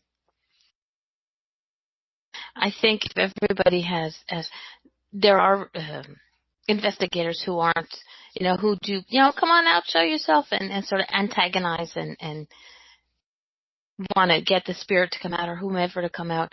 But it's like everything else, common sense. Ask nicely. Exactly. And spirit communication must be approached with respect and reverence. And, it's like going and agitating them. Don't, just be nice. Well, And, I heard a show. yeah. Go ahead. Go ahead. No, it's like Scott's right. You go there and you start, sending all types of electrical impulses and all that, trying to agitate him. And of course, the ghost hunter crowd, they really like that because it's spooky sells and it is kind of fun, but we also have to realize that these are intelligent beings and, be nice. Jackie in the chat room said, spirit can be anywhere. It doesn't have to be a scary place. Exactly. My daughter found Baylor hanging out in the grocery store because he likes looking at all the colorful goods. Exactly. Name Baylor. I guess Jackie will have to explain that one to me. Or somebody will. Yeah, Jackie, who's Baylor? Make Jackie make up. See, I don't know. She's not. Do spirits have feeling? A serious question, not being funny. Yes, they do. Yes, they do. I don't find spirits to be angry or hateful, and I may be departing with some of my colleagues here, and that's fine. But a lot of times people say, oh, the spirit came through and it was angry. It's like, oh, stop it. Anger and negative emotions, mental and physical illnesses are all things of the material world. And the human brain is also an organ that houses the ego, which is, edging God out. It is the canister of fear. So when a person physically dies and the brain and body die, the spirit, which is pure energy, is also pure love. And when spirits communicate, they will bring personality traits and memories with them. And some of those memories may be, I was angry about this and angry about that, but they're not petty on the other side. They're not running around a house, with a severed head in one hand and a lantern in the other. That's a haunted mansion at Disney World. What I've found is that spirits are much more elevated, and they will come through to communicate because they love us. And yes, they do have love, but if you're going to go into a place where elementals are and start poking and prodding at them, I don't think they necessarily get angry. It's more, it's more exasperated. But I've never found spirits to be angry. And, they're also infinite beings, and we may live another 50 years after their death, but in their reckoning, you'll be along any moment. So they don't get frustrated, they don't get impatient, and they certainly don't harbor resentments. But they do know how those negative emotions can hurt and affect us. Yeah, true. Jackie in the chat room said, it's just the dude's name. My kiddo can speak to them. So cool. Whoever yeah, I mean, I have several entities that work with me, and there's one that I assigned a name, and I assume it's a him. I asked him, is that really your name? And he said, you couldn't even begin to understand what my name is, but this will do. So. It's interesting how spirits and guides can come through and have names. Eric, who left the chat room because he's okay, and it's like ungodly o'clock in the morning, so he pops in every so often. His guide's name is Teddy, and Teddy is a very special character, to say the least. Gigi says she likes your point of view. Thank you, Mark. Corrine would like your opinion on suicides. Suicide. I spend a lot of time in Evidence of Eternity writing about suicide because it is such a complex behavior. A lot of people tend to think that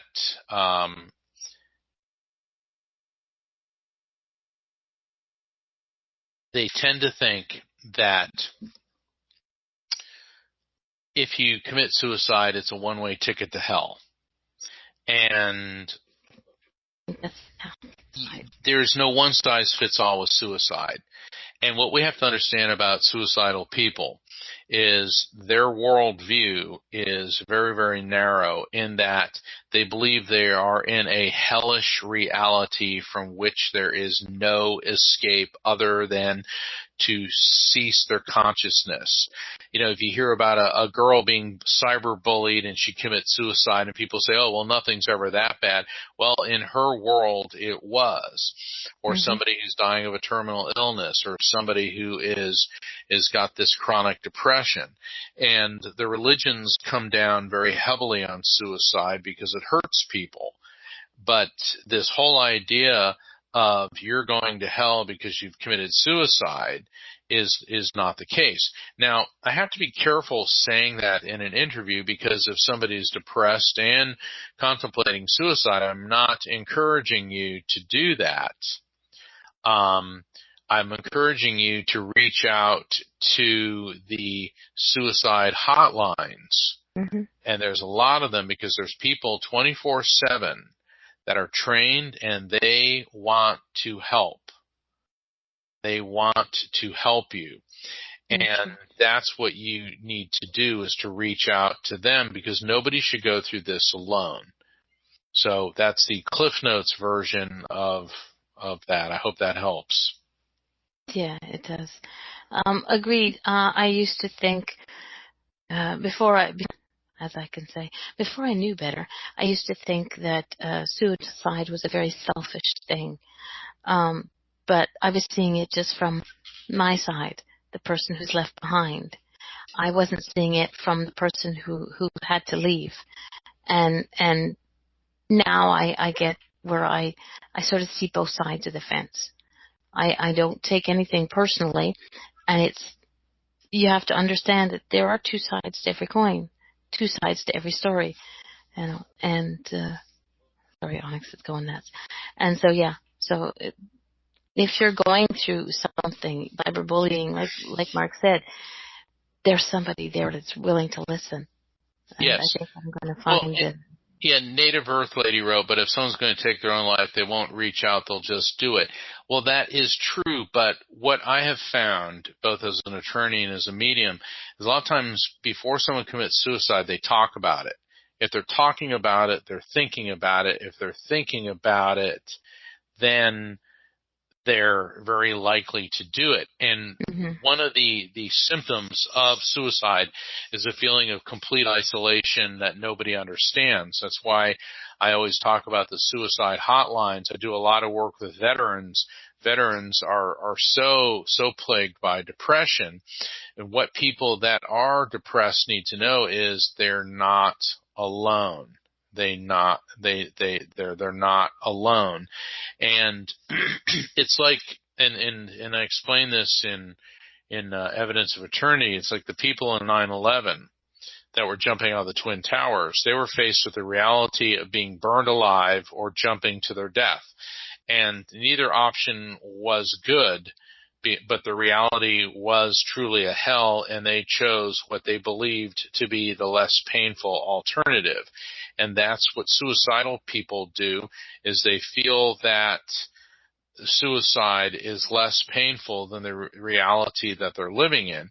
And for those of us who have loved ones who seem depressed or withdrawn, you shouldn't try to handle it on your own. You too can call the suicide hotline, ask what to do, reach out for the help, because there's a lot of people who are in a mindset and they believe that they are living in a hellish existence from which the only alternative is cessation of consciousness. So we must be sensitive to that.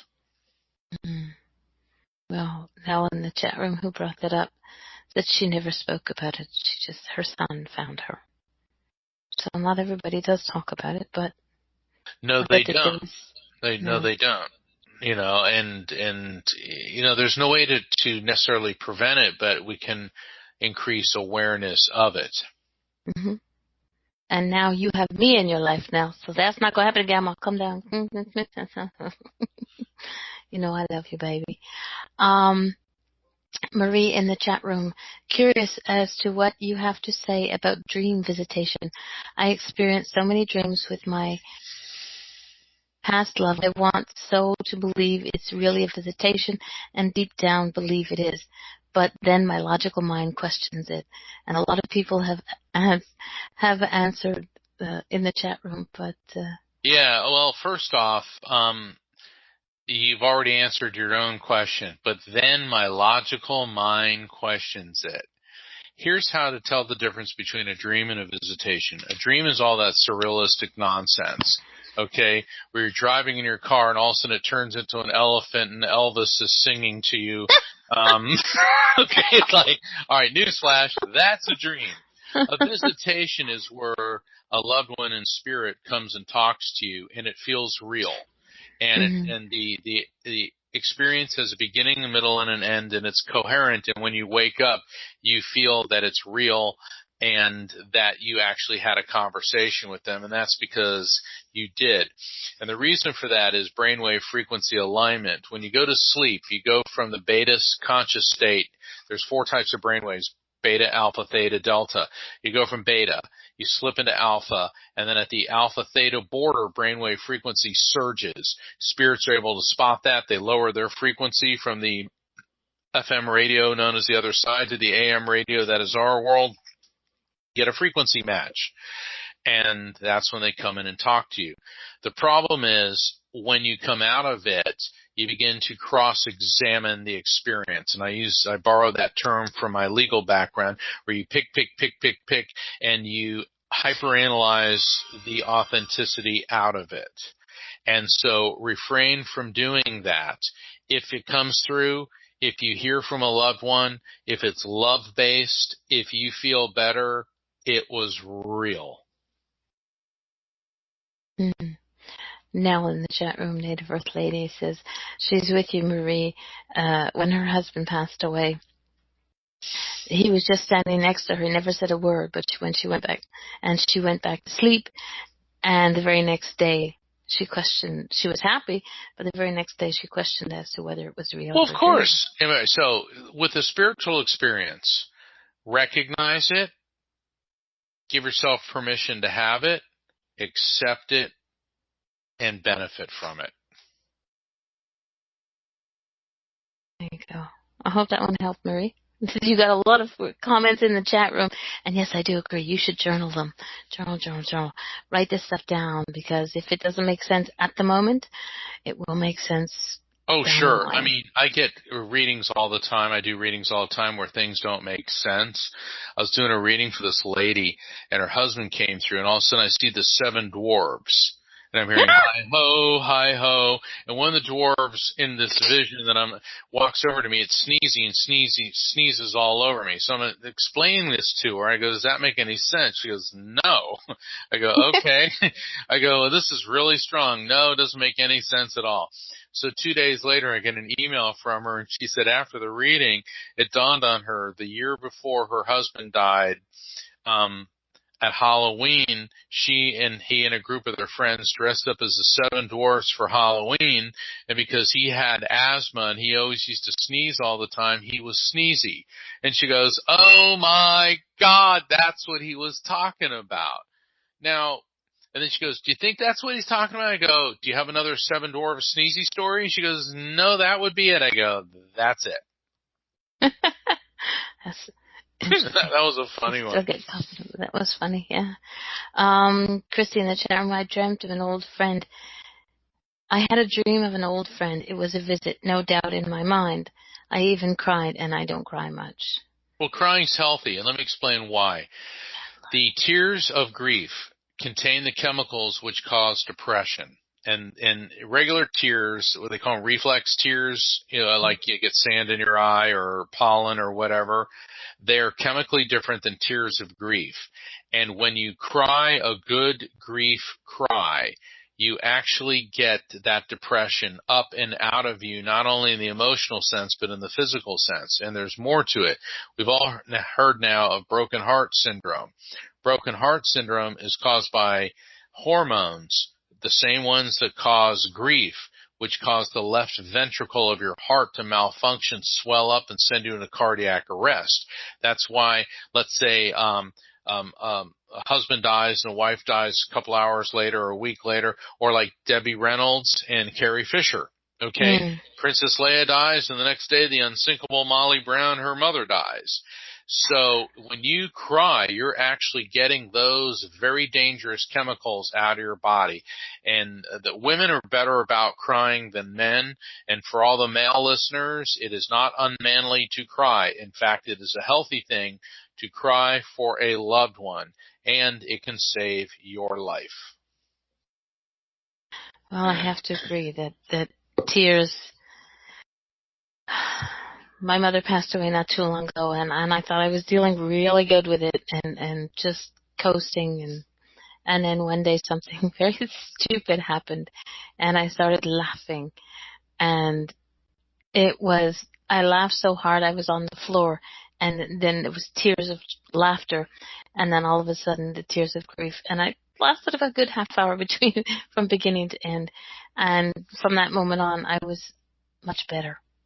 I still have my moments, but it was like, it was just getting it all out.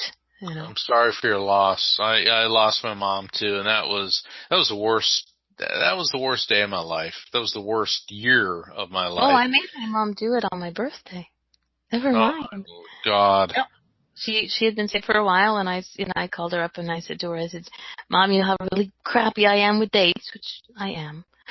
And I said, do me the favor, make it my last birthday gift and give it to me. The very next day, my brother called me up and said, Mom, I sent you. And I went, huh? And he said, she passed away this morning. And the first thing that popped into my head wasn't, oh my God, my mother's gone. It was, hey, so much for a private mother-daughter conversation, And then it sort of hit me, and it was like, but you know what? She did what I asked for the last time, and she made it really work. But, yeah.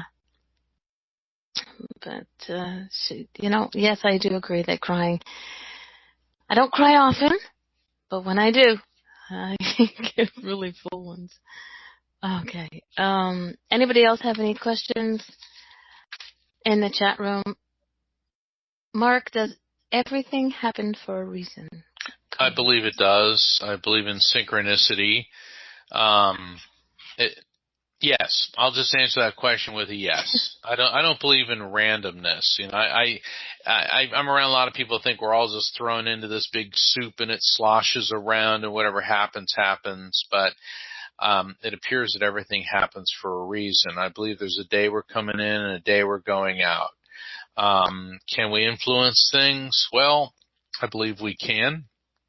I think of your life as like there's a dot here, and then a foot away there's another dot, and your life is like an ant crawling between the two dots, because it's not a straight line, but if you deviate too far from your path, you are directed by God back onto your path. And sometimes those deviations from our path, they can be bad relationships, bad investments, bad situations, bad choices, but it's all part of living in the material world.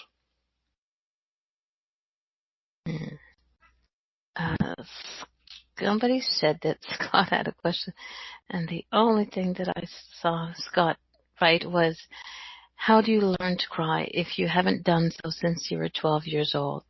That's 40 plus years ago. You just do it. And what it is, what I'd recommend, Scott, is don't try to force it. It'll happen on its own. And go somewhere private. You don't want to walk into work or around your colleagues and, you don't want to do that. You want to do this in a private place. And even if it's just a little bit, you don't have to sit down and cry nonstop for a half hour. It can be shedding tears for 10 seconds. It's just getting that release. Mm-hmm. He says he gets to the point where he gets the lump in his throat, and that's it. Well, he can't that's get past a start. That. That's a start. I'll come over to the UK. That'll make you cry. Go to a pub, knock down a few tartan bitters, go home, and then just let her rip. Gigi in the chat room said, ask the wife to hit you in the face with a frying pan a few times. That'll work, but then you get lawyers and police and all that. No. Helen can get away with it. She's a doll. Oh, goodness. Oh, okay. Needed that comic break. I can just see Helen doing it, too. Poor Scott is a very troubled young man. He's got a house full of girls and no boys. And he's getting a new girl puppy, too. I'm going to torture him for the rest of the world. I lost my track of... let's get back to a question that you... Mark, do you think we all have a purpose here? Green's beating me to all the questions, but go for it, girlie. Do you think we all have a purpose here? Of course we do. Absolutely, we have a purpose here. And sometimes you discover what it is early in life. Sometimes you discover what it is in midlife. Sometimes you discover what it is at the end of life. But everyone counts. Everyone matters. And everyone's part of, we're all cells in the body of God. We all have a purpose. I like that one. Very nice. Scott said he was a very bad man in a previous life. He has 3 daughters. You are blessed. You know it. You love each and every one of them. Oh, dang, I did it again. Okay. Somebody come up with a question. I just lost my question. I'm going to have to write them down. I'm really not good at this. And they wonder why I'm to radio, because I don't know why I'm doing anything. Okay. Find a story, because I just lost my brain again. Swear to God. Old age. Oh, Brian, I love you too. You never comment upon a lady's age.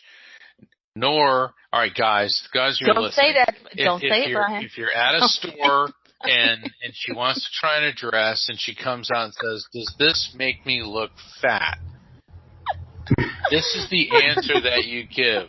It's not your color. It really doesn't work with your skin tone. Try something different. No, mate. Be truthful. Yeah. It's like, this is what you do not say. You look fat because you are fat. The dress just makes you look purple. No, that is not. That is not the answer, guys. I had 3 daughters as well, and believe me, there is no choice. When you get 4 of them coming at you, all, female, like that, you just tend to back off and say, "Yes, boss." Or otherwise, I would kick you out of the chat room. Yeah, of course you would. Never mind. Oh. I remember that one Super Bowl commercial where the guy's laying on the couch watching TV and his wife comes in a new dress and he doesn't notice. Then she comes in this skimpy outfit, doesn't notice. She comes in a bikini, doesn't notice. Then she comes in dressed up like a Budweiser beer and he's like, "Hey, baby." So. Yeah, that is so. We know what Mark means. He just don't tell the truth. He does it the sidestep. Well, you want to be nice to people because, television and ads and things, I mean, they want everyone. I was just in LA. Okay. I was just in Hollywood. Everybody there is like 2 pounds above organ failure. I mean, people there, they don't eat, you know what I mean? Everyone's just like perfect spray on tan, perfect teeth. And then they make commercials and movies and we're all supposed to look like this. And the fact is we don't. Okay, most people don't look like this. And so our pop culture tends to put these unrealistic expectations on people who then start feeling bad about themselves because they don't look like a Madison Avenue ad or a Hollywood supermodel. Okay? So certainly you should take care of yourself and try to keep yourself in best shape as you can. But, not everybody is going to have all guys aren't going to have a 6-pack and all women aren't going to, it's just have that super sleek, svelte look. You have to be happy with you inside and realize that the external is just the coating. Okay, that's very true. Marie in the chat room has said, my attorney friend here would like to ask, as an attorney and psychic medium, what do you see coming out of the new conservative Supreme Court? And do you see a change in the interruption of the constitutional rights of people? Oh, my goodness gracious. Okay, I don't really get into forecasting political issues. I've looked at Neil Gorsuch, the new justice's background, and I think we're going to be in pretty good shape, because here's what's happened before. And I've been privileged. I've met a number of our U.S. Supreme Court justices in my life. And you'll get a conservative president who selects a justice. Then everybody thinks, oh, he's going to be conservative or she's going to be conservative. And then they start taking a more liberal stance on some issues and maybe a conservative one on the others. The nice thing about the Supreme Court is once you're on it, you're there. Okay? I mean, you're there, and you do what you feel is right. And I'm just hoping that Neil Gorsuch is going to be more moderate than to be an ideologue, So that's my personal opinion. But as far as forecasting what I think, with the Supreme Court, the other problem is judges tend to live in these ivory towers, and they analyze things through a strictly academic viewpoint, as opposed to those of us who are actually in the trenches dealing with these issues. Very true. Okay, thank you for answering that. Even though, for Marie, your attorney friend, one of the things Mama D. Darlene does not like on her show is politics. So that sort of I don't really like getting in politics. I think I'm being accused of sidestepping an issue. No, the sidestepping was whether this dress makes me look fat. Oh, that dress makes you fat. But with the Supreme Court, here's the thing, and I remember the boss I was talking about before. He was a very wise man, and there was this one attorney that she got elected to the bench, and nobody liked her. They thought she was an idiot and all that. And he said, give her a chance. Give her a chance before we start casting aspersions. So let's give Gorsuch a chance.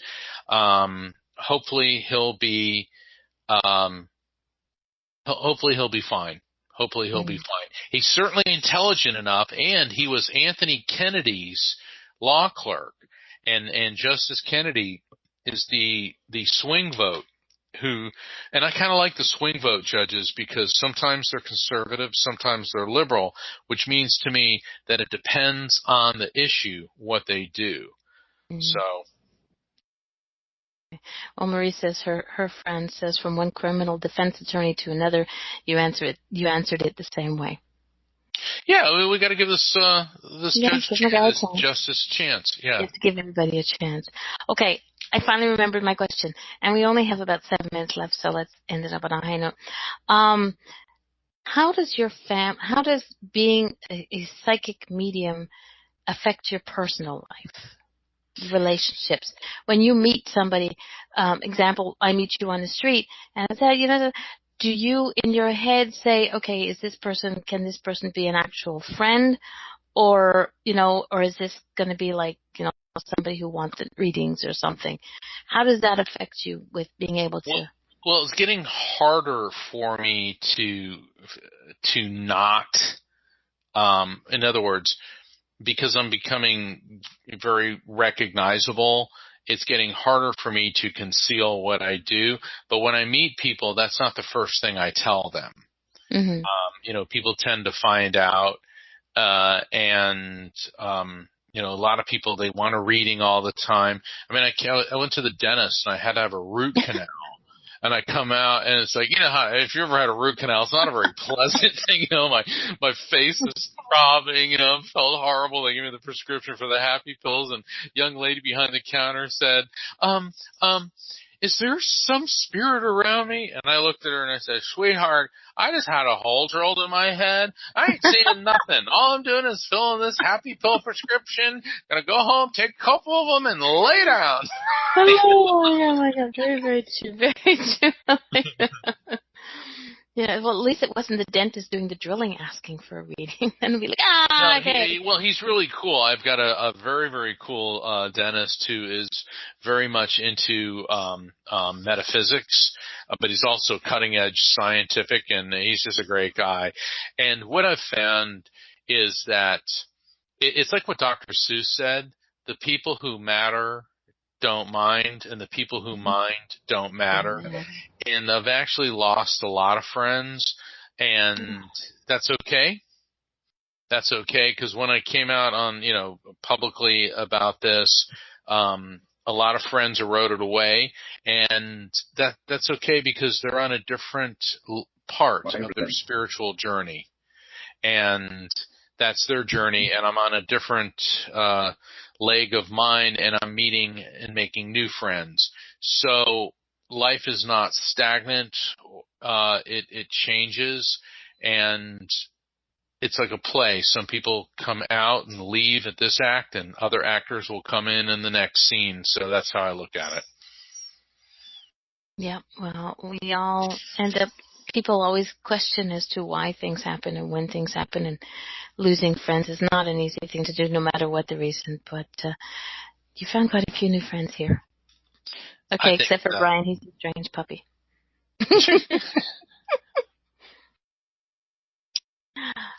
I shall wake you up in the middle of your night, because that would be the middle of my day. I'll wake you up in the middle of the night. I'll have Pauline smack you for me. That's his wife.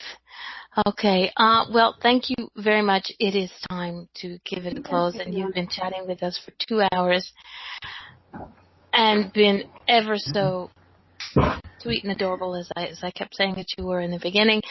I hope that we will have you back. I will have a little chat with Gina, and we'll figure something out. I've always smacked you. But thank you very much for coming, and I hope you had a good time. I hope it wasn't too bad. It was great, thank you, and I love the chat room. We've got a lot of fun people in there, and thank you everyone for tuning in. Thank you, Mama, for having me on the show, and thank you, Brian. It's just been fun watching you on the screen. When you start cracking up, I love it. So thank you guys. God bless you, and have a great. I really, really do admire your knowledge, to be quite honest. I'm stuck in a different vein. I don't do readings or anything like that, but that's irrelevant. The thing being is, I admire the fact that you can go all through the legal system, learn that, and also be able to learn and enjoy the spiritual side of life. It is, believe me, you've really impressed me. And thank you very much for coming on the show. Well, thank you, Brian. I appreciate that. It's very nice for you to say. So I look forward to next time. Well, thank you all for being here, everybody in the chat room. You all come back next week. I have no idea who's on, but we always have a good time when we're here. So, good night, everybody. See you next week. Bye.